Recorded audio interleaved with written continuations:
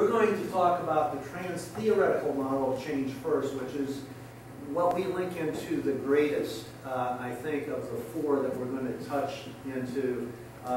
Jim Prochaska, who's become a pretty close friend of mine, I've just been spending a lot of time with him recently, is becoming a partner in the work that we're doing, and you'll be able to tap into his work through us if you so choose.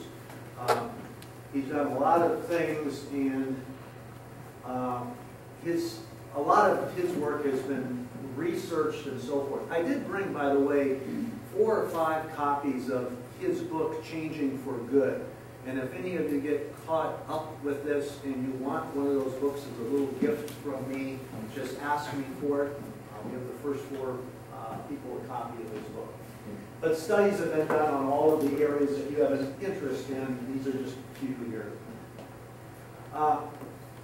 His whole concept is a stage of change from people who are in pre-contemplation, which is kind of a, are you talking to me sort of thing. Their obstacles to change are minimizing, they're a romantic victim, they rationalize, they blame. But a good chunk of the people that you would be dealing with start in pre-contemplation, regardless of what that topic is, whether that's to exercise more, be more smart, to stress better. And as we move ahead here, pre-contemplators are one of the audiences you should have the greatest interest in, but they're the hardest ones to grab hold of. You know, sometimes when you do things, you get your action and maintenance people moving along and doing what you want them to do, but you had them from the start. So, very important audience. The contemplative state is when you get a pre-contemplator to say, hey, perhaps I should change. And they become aware of the problem. Ambivalence, which we'll talk about a little bit later, is huge. They start to be a little more curious. And they do a kind of a self-analysis, a rational self-analysis. You know, am I doing the right thing? And they see a ray of light, which is huge, because a lot of the people who have major shifts to make, man, it just seems impossible. If you get a ray of light out there, then they can move along that life ring. Then you get the preparation people, and the key there is when you're in preparation, you kind of stop looking at your past and start looking toward your future. So it's easy to see the people who are in the preparation state. They weigh their options, they're ready to make choices, they talk with others, they work through the obstacles, and that change they want to make becomes more important than those other things in their lives. Major thing. Then we have our action and maintenance people. I'm ready to roll, you know, action and maintenance. This is where we want the majority of people to go. What is troubling and what we find out as we work throughout the country is till Jim Prochaska came along and the trans-theoretical model of change was there, we wanted to treat everyone as though they were ready for the action stage. So if you weren't ready for action, then there wasn't anything in the programming that you were doing to deal with the pre-contemplator, the contemplators who were kind of on that preparation, action, maintenance group, which really is a group you had to deal with the least to achieve your goals.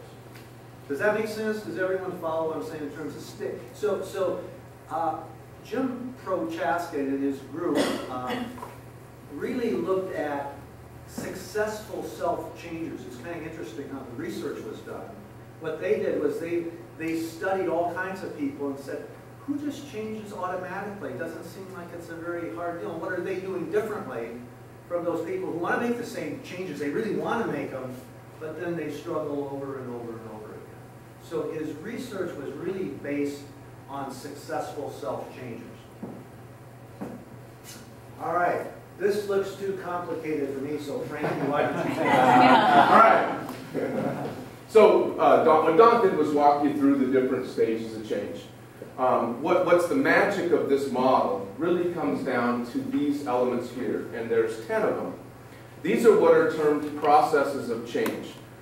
So when you look at each of these 10 elements, there are hundreds to thousands of different ways to make that happen.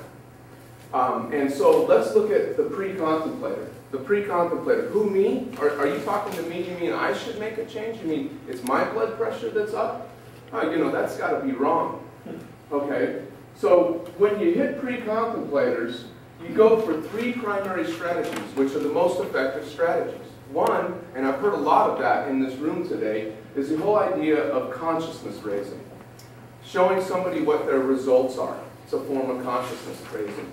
Some of these poster boards around here are different forms of consciousness raising. I noticed that vat of fat back there. That's a form of consciousness raising. So you help people recognize what are the risks, what are the consequences, what are their specific factors, and then what are the potential solutions. So you expose them. What you need to recognize, though, is this whole idea of consciousness raising is a wonderful strategy, but it really works most effectively when a person is either not thinking about changing or is trying to make the decision of whether or not they should change. What people make the mistake oftentimes of doing is really trying to take people already in action and increase their awareness of the problem. They already know it. They're doing something about it. So this is where you really need to target those people who aren't ready to make the steps. Community support, and we look at that in terms of actually corporate support. So what do you do as a department, as a leader within a department, or a helpful decision maker in moving individuals towards the process of change? You create an exercise station. You have a walking group.